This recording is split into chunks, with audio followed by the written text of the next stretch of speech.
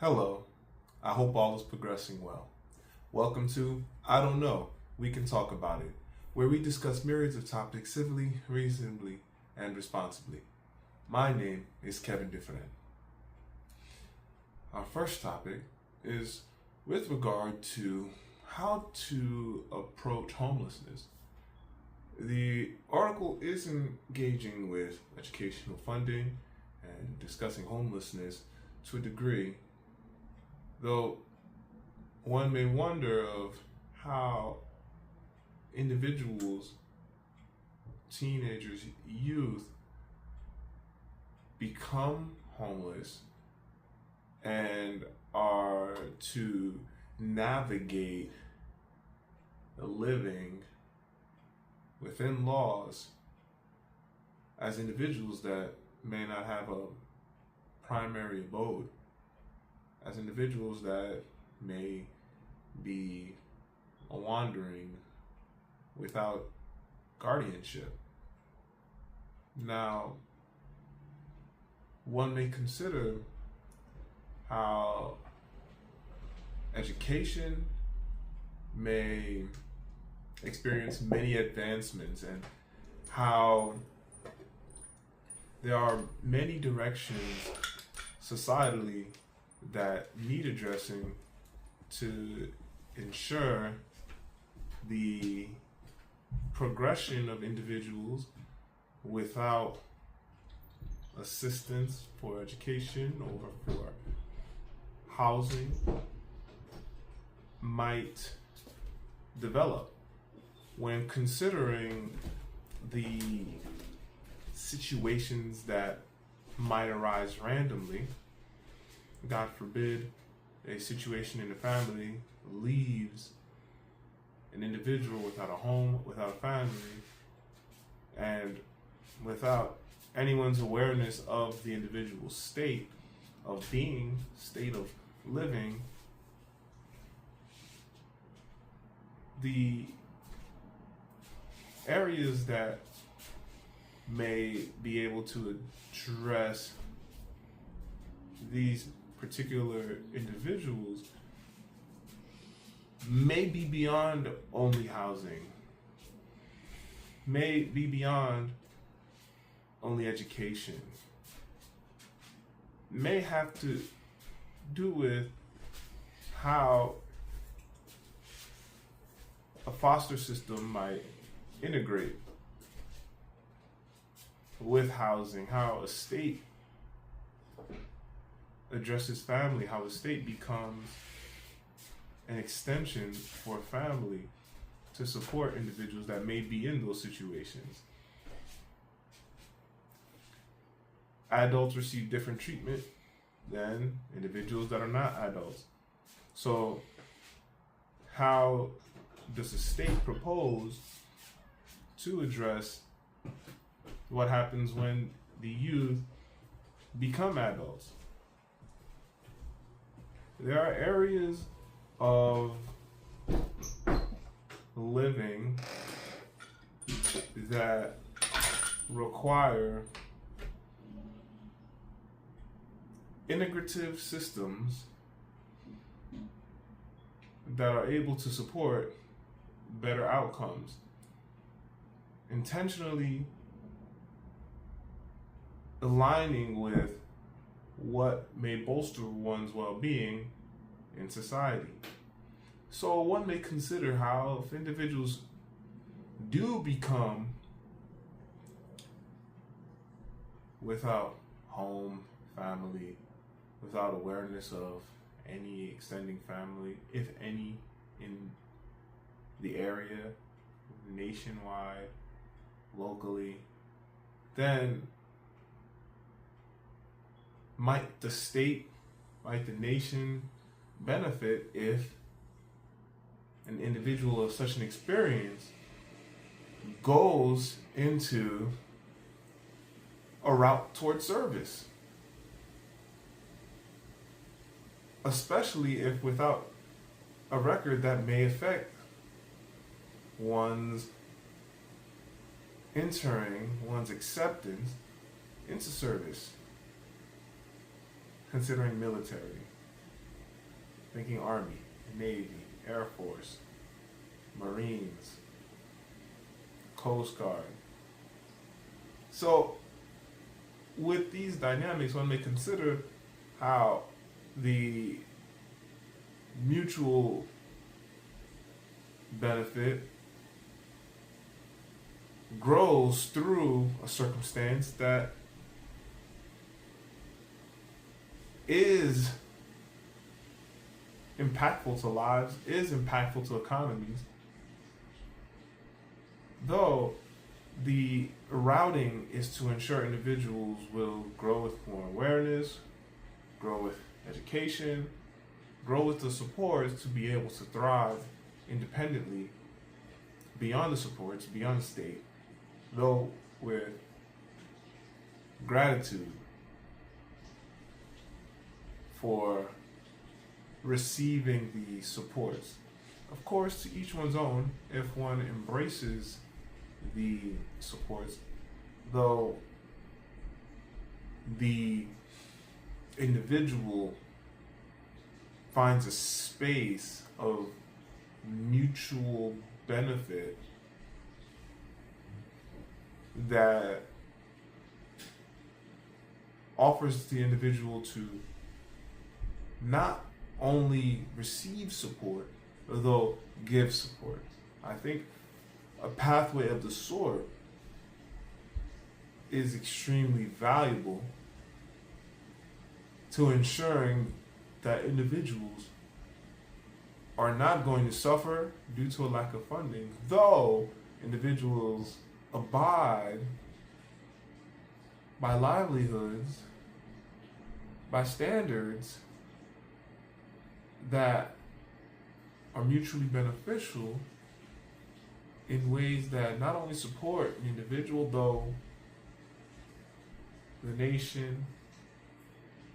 So long-term progressions may thrive more so than any acute situation receiving funding that may not be of such stringent parameters. The comparison point here is really to regard the area of choice by an individual, though an area of opportunity that is with clear boundaries of growth. So one may objectively design one's trajectory in life through militaristic pathways, which does not take away from anyone that may be going into a situation of which one is without home, without family, without a network of support.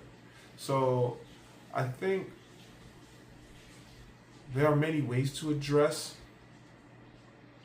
what may be of great impact regarding individuals and society, though for the demographic of non-adults, I think this is a very strong solution. Even for individuals that are near adulthood, being able to integrate into militaristic pathways may prove extremely beneficial in mutual routes. Otherwise, on the other side of thinking of individuals that are without an abode, a primary abode at home, or a parent family support systems, as adults, there are other areas to address with regards to these dimensions. I do not discount militaristic pathways, though, are to embrace the broader spectrum of what adults might be in a particular situation of the sort, which may differ similarly, though differently, than non-adults, particularly because of the fact that adults and non-adults receive very different treatment, particularly in America. Though individuals may approach adults and non-adults similarly, legally, there are very different dimensions of which adults and non-adults operate through. All right. Our next article is about sex education. What might sex education look like in an educational environment? There are areas of evidence regarding what is developmentally appropriate that researchers may approach differently.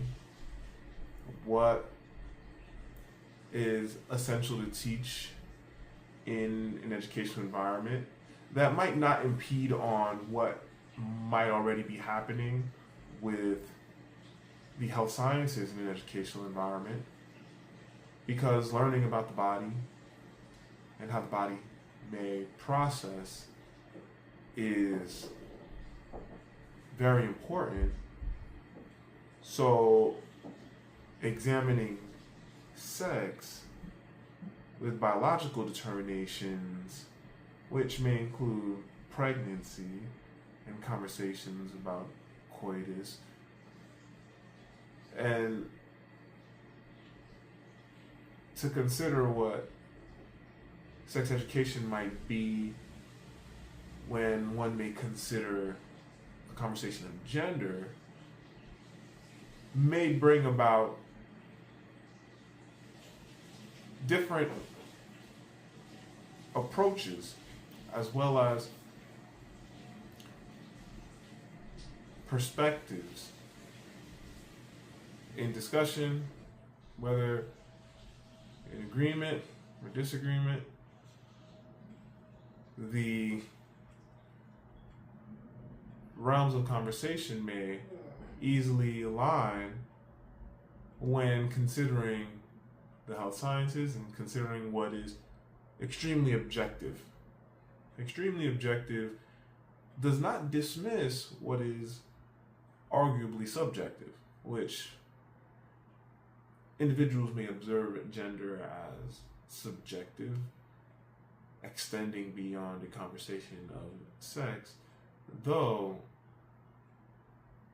the area of gender may be extremely valuable to address when considering the research that is available of the biological determinations, especially with regard to how the brain develops, how individuals' choice brings about pathways, and how individuals may feel in certain situations. The educational environment is able to bring in neutral grounding, whereas individuals may be coming from experiences that are not of neutral groundings. So when one considers what is developmentally appropriate for an educational environment, one may be very informative about fingers and toenails and the parts of the body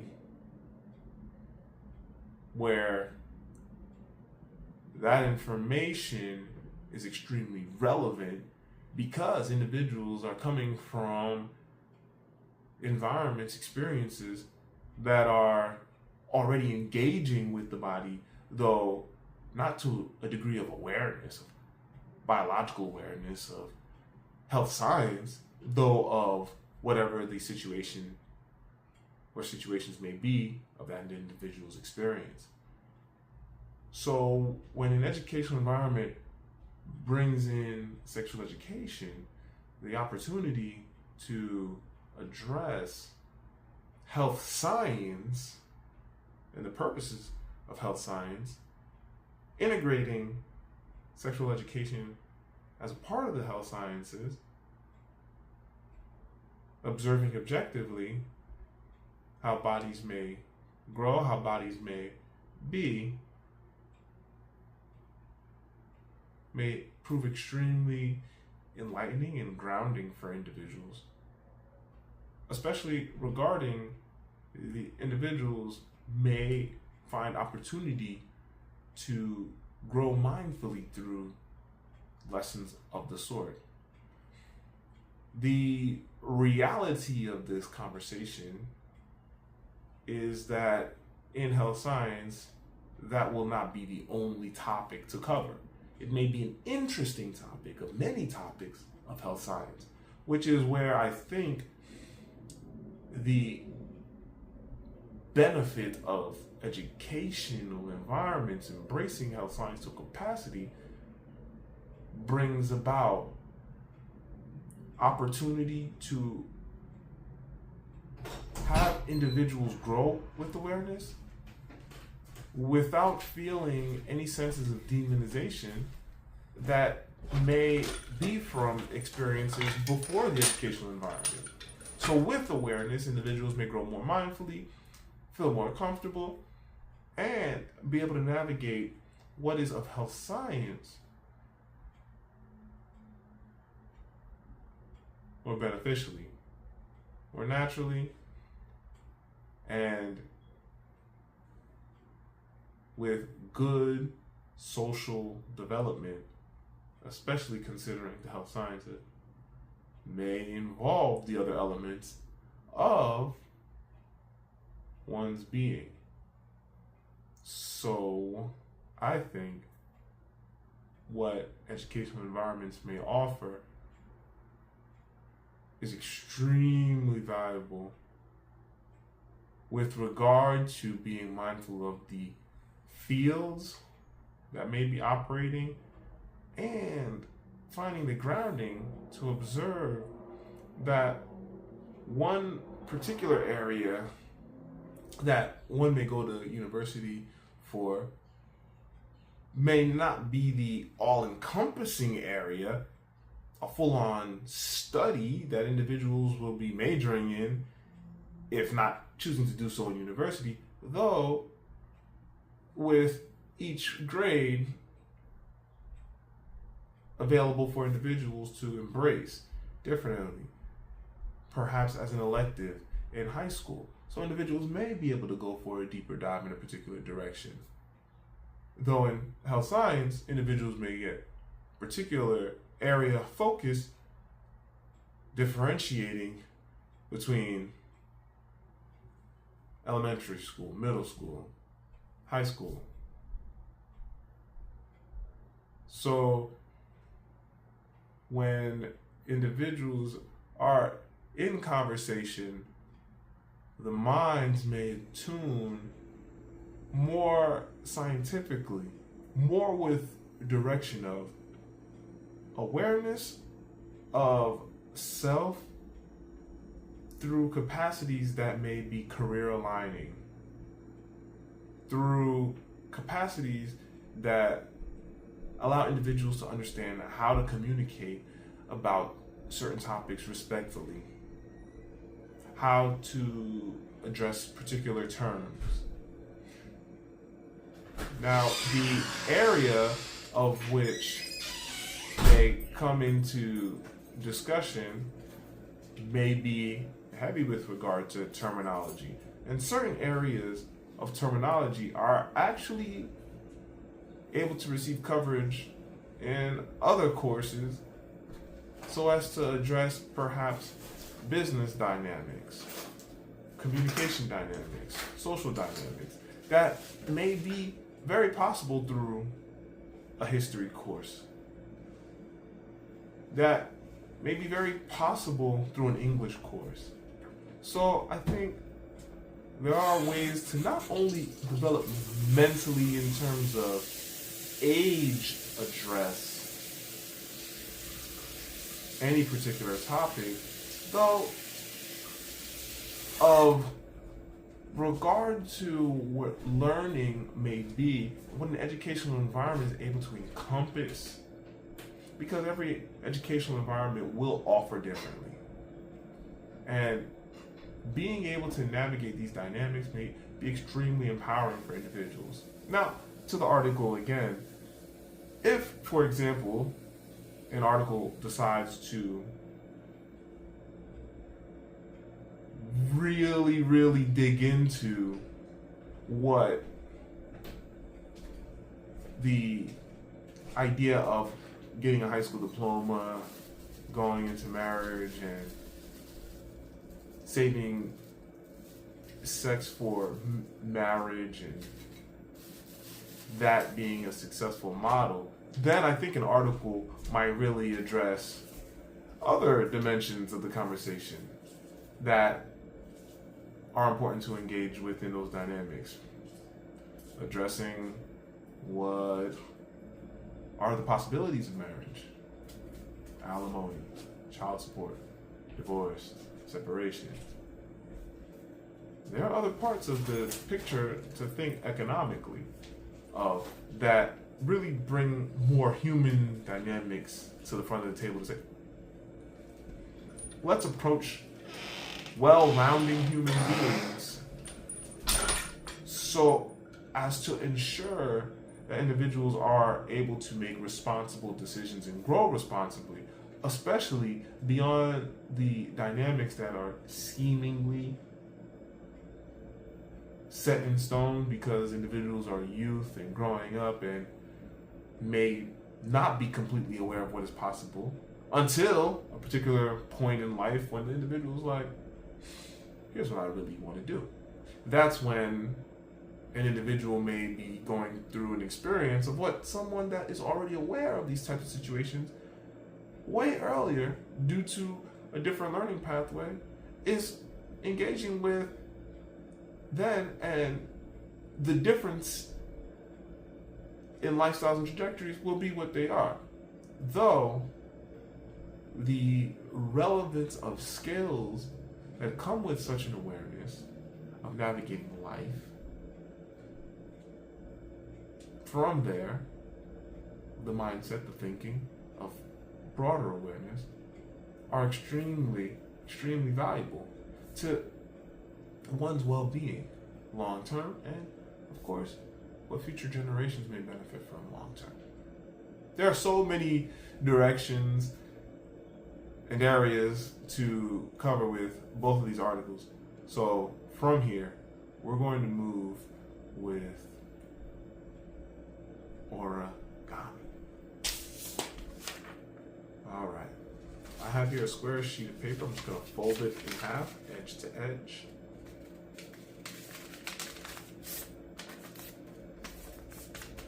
After I fold it in half, edge to edge,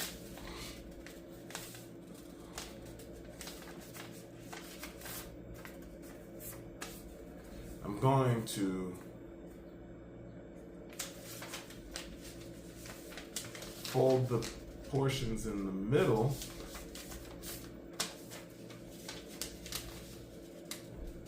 so the edges will meet in the middle at that center line. Doesn't have to be perfect.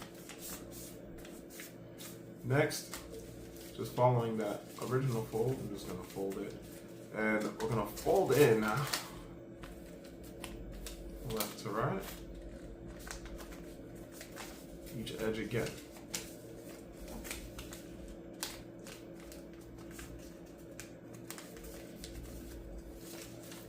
Okay, next, we're just going to fold in the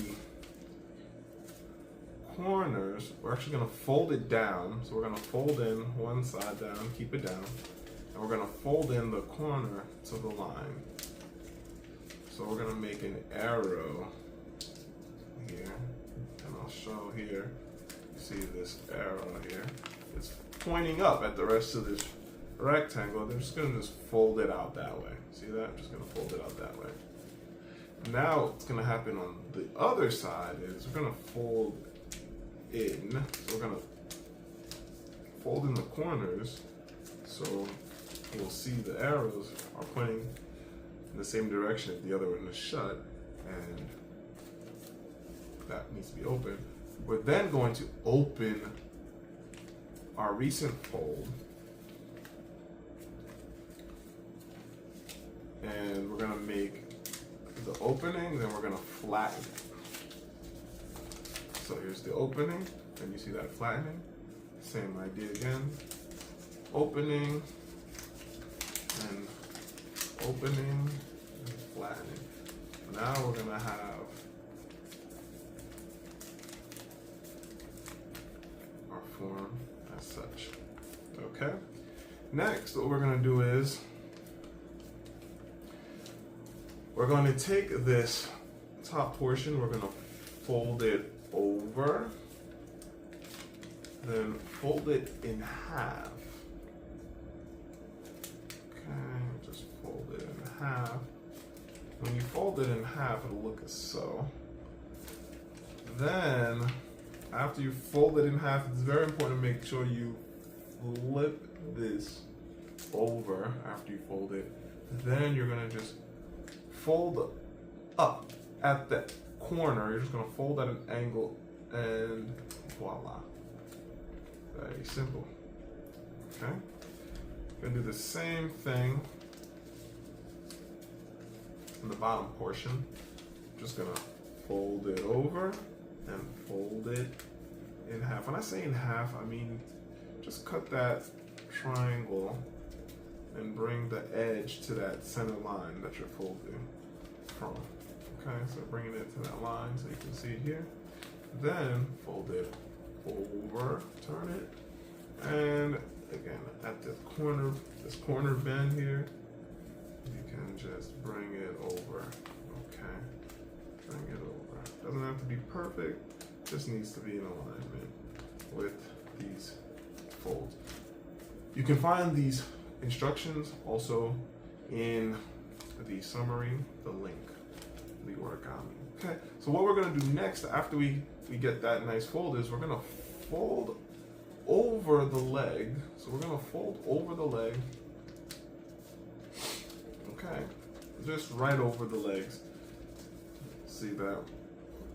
Toward that point right here, we'll just fold over. And then what we're gonna do is we're just gonna fold it to the tips. So as you can see, I have the tips here and this fold over. So I'm just folding it over and folding it over so the tips are here. One thing you can do now is actually you can fold these tips over right now. There's no need to hesitate on folding the tips over if that's what you want to do. You can do that now. Next, we're gonna go on the other side. As you can see, we have our fold in here. Right, so we already have that initial fold. Now what we're gonna do is we're gonna fold it a little bit more. So instead of it just meeting at that middle line, we're gonna fold it so it meets a little bit over onto the other triangle, just a little bit into it. After we have that little bit into it, we're gonna bring the rest back, okay? So just fold it over its own square. All right, then fold it over its own square. Now what we're gonna do is we're just gonna fold everything. Just gonna fold everything down, as so, okay? Now we need to be mindful here of the portions that we're gonna fold, okay? So with that, we can look at this front part here. We're gonna take it, we're gonna fold it down. Then we're gonna fold it over, all right? So this is gonna be one part. Fold it down, fold it over. We open this up, fold it down, and then when we look up here, we're gonna see what we have here. It's gonna be a little bit of a little tail, okay? So that part is fine. Okay, next, what we're gonna do is we're going to fold in the legs here. So what we'll do is we're gonna fold it in just a little bit here, just a little bit. Okay. Fold it in just a little bit, folding it really out. Just want to get the alignment with that body, that alignment to be with the body. Okay, so we have the alignment with the body. So what we'll do here now is we're gonna open this up, and we're going to fold down. Before we get to that point though, actually, before we do the opening part, which we can do actually, no, let's just do it. So we're here, we're gonna fold it up. We're gonna fold this in.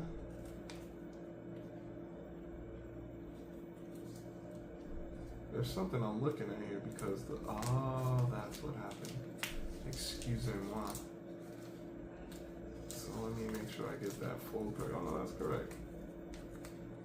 And then we open it up again. Let's see what happens here. So we fold it. We're gonna bring in the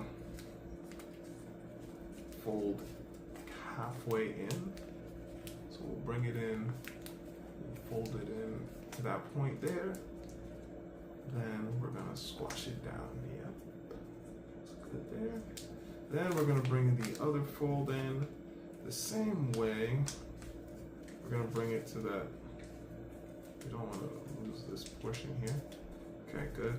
So bring it down to the top part. We just fold it in. Those initial folds are to help us with the squishing down part. And we're just gonna fold it and press it down. Okay, so we're just gonna come in here, press it down. Okay, good. Then we're going to do the same on this side. Okay, press it in, press it down with the fold. Okay, it's gotta press in. So the angle has to be this way. So I'm gonna fix the other side, but in the meantime, we'll just fold this part here and bring it in again here. Just gonna press it down and bring that there. And then we have our folding here. Okay.